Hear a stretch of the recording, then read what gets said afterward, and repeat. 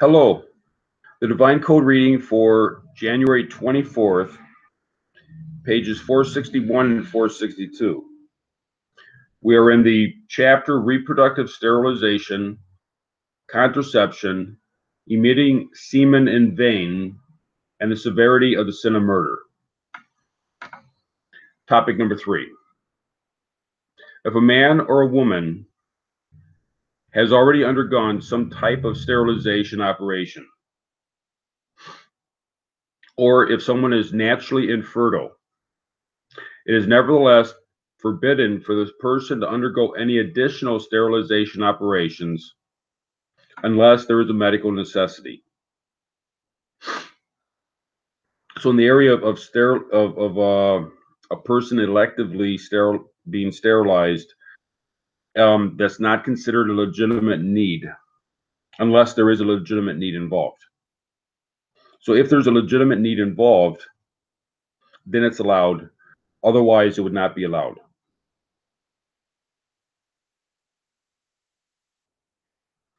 It is obvious because the sterilization operation would constitute a destruction of the body.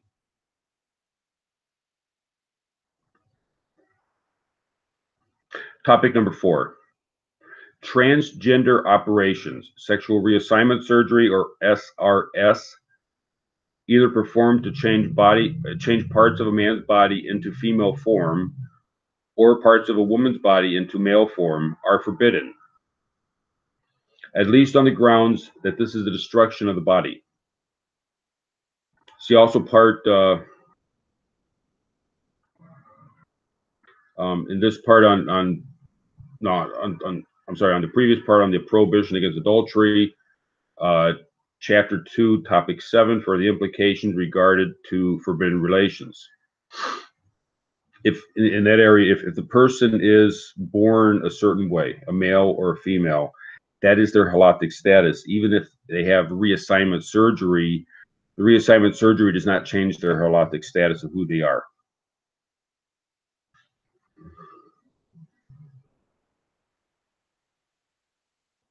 However, the surgery is considered a destruction of God's creation, and therefore would be forbidden.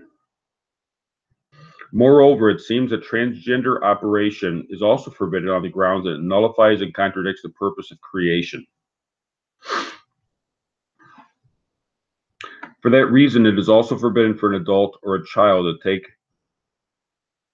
to take or be given gender-altering hormone drugs that bring about physical characteristics of the opposite gender in a person.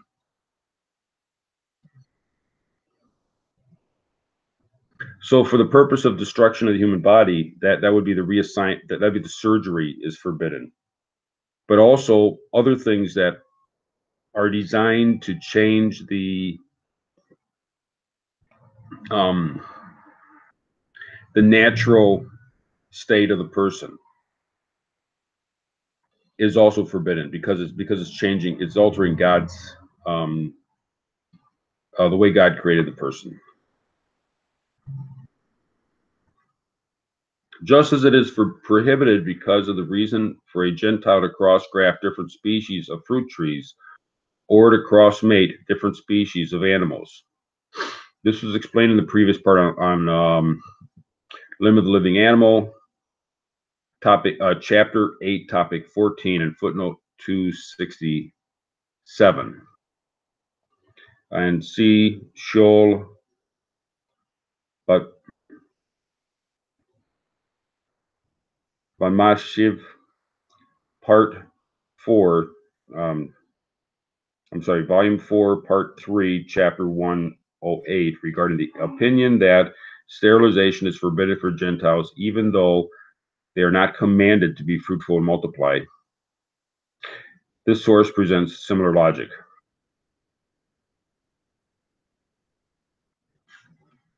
So even though we don't have a command to be fruitful and multiply, which would be a positive command to stay away from these things, to stay away from sexual reassignment, it's still logical that a person should not be involved in sexual reassignment. Topic number 5. It is permitted for a woman to do an act that prevents pregnancy. For example, to insert a sponge or other contraceptive device into her vagina in order to prevent contraception from taking place. It is also permitted for her to perform contraceptive measures after relations to prevent conception from the onset, such as a liquid douche.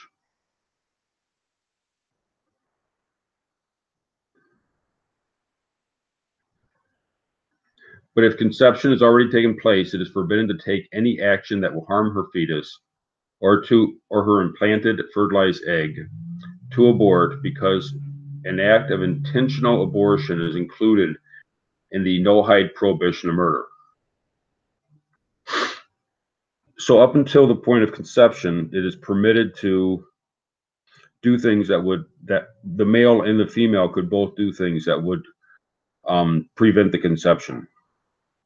Once the egg is fertilized, it would be prohibited to do something to cause it an abortion. Topic number 6. The rabbinic authorities debate as to whether a Gentile male is allowed to spill his seed in vain, referring to deliberate actions other than permitted intercourse.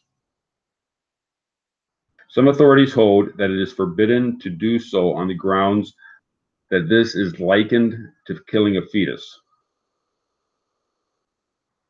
See the part on part 6.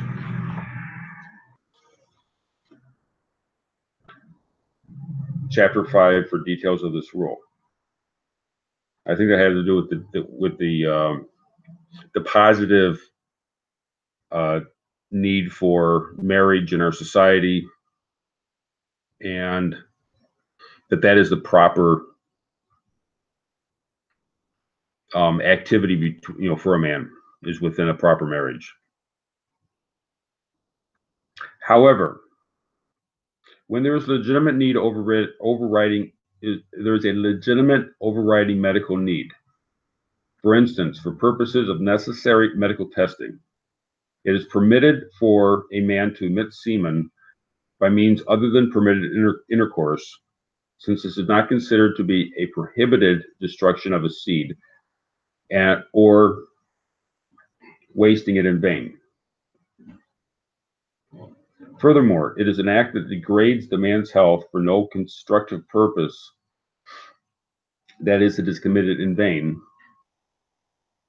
And see topic 6, part 6, topic 5, chapter 5, topic 1.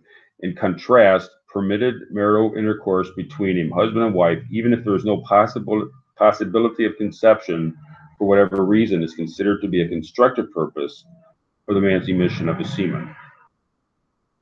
So within the marital relations, even if there's no chance of producing a child, there's still a benefit to marital relations, because it brings the husband and wife closer together, and therefore that would be a permitted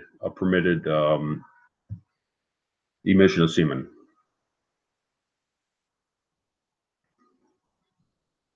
You can see Responsa Shilit Ya'avads, Volume 1, Chapter 43, Eliezer, Volume 3, 24:4, and Igrit Moshe Ha'el Evan Ezer, Volume 1, Chapters 70 and 71. Topic number 7. No sin is greater than murder. Even who sins the utmost spiritual severity, namely outright idol worship or cursing God's name, does not entail destruction of a civilization, and they are classified as transgressions between man and God. However, murder is classified as a transgression between man and his fellow man. This does constitute a destruction of a civilization. Whoever bears the sin of murder without proper repentance is considered as an absolutely wicked person, and he has no portion in the world to come.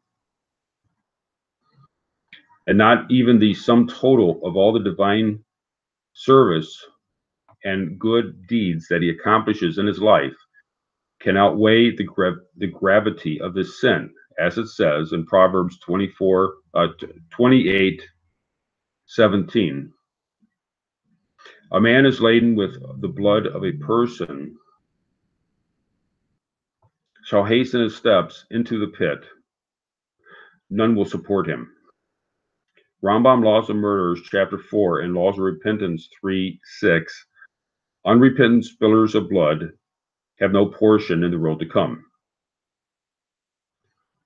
A man that is laden, and with full repentance and atonement, his prayers are not without full of repentance and atonement, his prayers are not accepted either, as it says in Isaiah 1:15.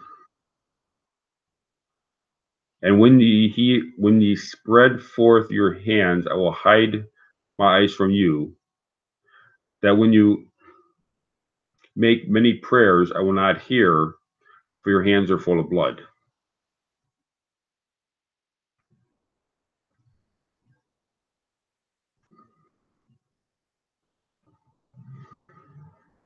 So the area